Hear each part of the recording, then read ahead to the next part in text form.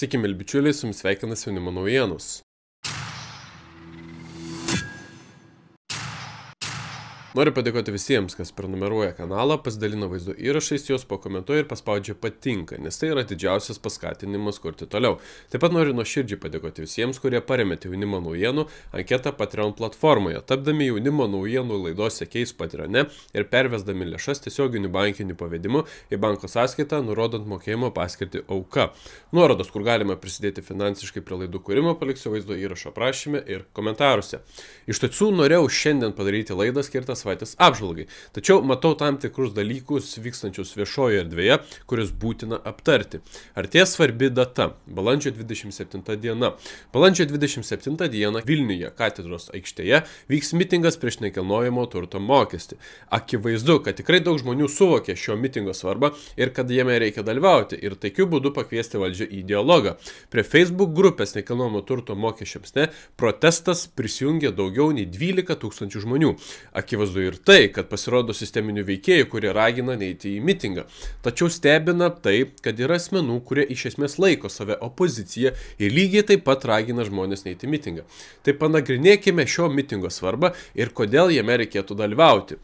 Visų pirma, tai yra labai svarbus klausimas, kuris liečia beveik 800 000 Lietuvos gyventojų, kurie turi nekilnojamą turtą. Tad visi esame suinteresuoti apginti savo nuosavybę.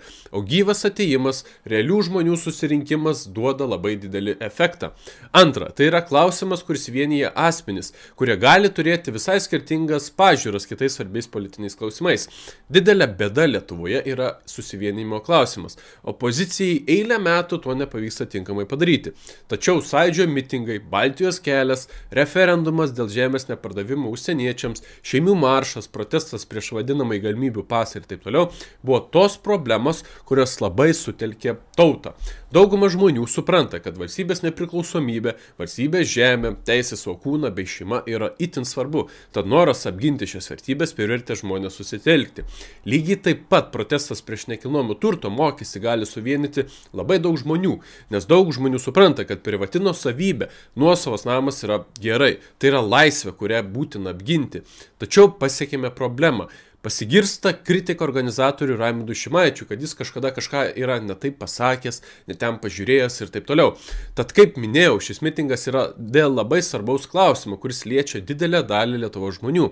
Nėra alternatyvų, kad būtų galima surengti kitą mitingą ir to tiesiog neįmanoma jau padaryti, nes šis įstatymas jau bus greitai svarstamas. O mintis apie rengiamą mitingą jau yra labai plačiai ištransliuota.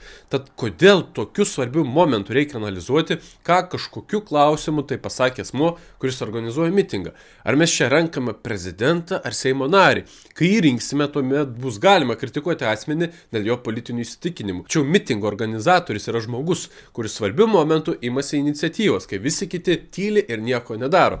Prisiminkime mokytoją Asrą Genovaitę Surskaitę, kuri dėl mitingo organizavimo kaltinama net valstybės perversmo organizavimu. Kas dabar norėtų užimti jos vietą ir būti taip teisiamas? Tad mitingo organizavimas yra didelės atsakomybės prisiėmimas ir taip pat jį labai sunku suorganizuoti. Tad aš suprantu, kad sisteminiai ieško prie ko prikibti, kad žmonės nedalyvautų šiame mitinge. Tačiau kodėl tai daro opozicionieriai, protingi žmonės? Koks tikslas, kokią alternatyvą siūlote? Neiti į mitingą, o kas tada? Trečia. Mitingo organizatorius vienas pats tikrai negalės pasiekti teigiamų rezultatų. Protesto galia priklauso nuo to, kiek žmonių jame susirinks. Tai čia yra mūsų visų reikalas, nuo kiekvieno iš mūsų priklauso protesto sėkmė. Tad pasidžiaukime, kad dar yra žmonių, kurie sugeba organizuoti protestus.